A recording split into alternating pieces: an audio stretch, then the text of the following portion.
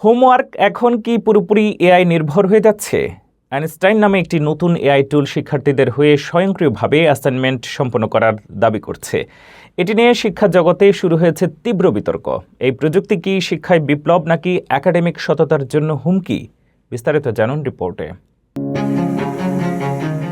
শিক্ষার্থীদের জন্য হোমওয়ার্ক করা কি এখন অতীত হয়ে যাবে?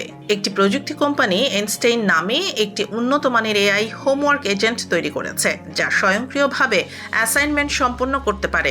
কোম্পানির দাবি অনুযায়ী এই টুলের একটি ভার্চুয়াল কম্পিউটার ও ব্রাউজার রয়েছে, যার মাধ্যমে এটি শিক্ষার্থীর হয়ে অনলাইন লার্নিং প্ল্যাটফর্মে লগ ইন করতে পারে। এটি লেকচার দেখে, প্রবন্ধ পড়ে, নোট তৈরি করে এবং পূর্ণাঙ্গ উত্তর লিখে জমা দিতে সক্ষম। এমনকি ভিডিও কন্টেন্ট থেকেও গুরুত্বপূর্ণ তথ্য সংগ্রহ করে নির্ভুলভাবে কাজ সম্পন্ন করার দাবি করা হচ্ছে।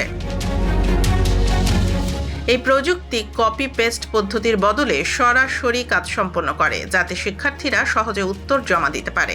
কোম্পানির মতে, ব্যবহারকারী চাইলে নির্দিষ্ট কাজ এড়িয়ে যেতে পারে এবং পুরো নিয়ন্ত্রণ শিক্ষার্থীর হাতেই থাকবে।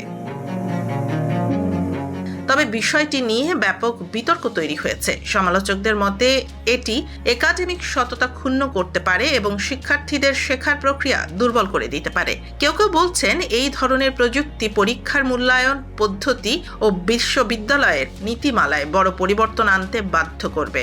অন্যদিকে কোম্পানির প্রতিষ্ঠাতা দাবি করেছেন, শিক্ষা ব্যবস্থা ইতোমধ্যে ক্যালকুলেটর ও ইন্টারনেটের মতো প্রযুক্তির সঙ্গে মানিয়ে নিয়েছে, তাই কৃত্রিম বুদ্ধিমত্তাও ভবিষ্যতের অংশ।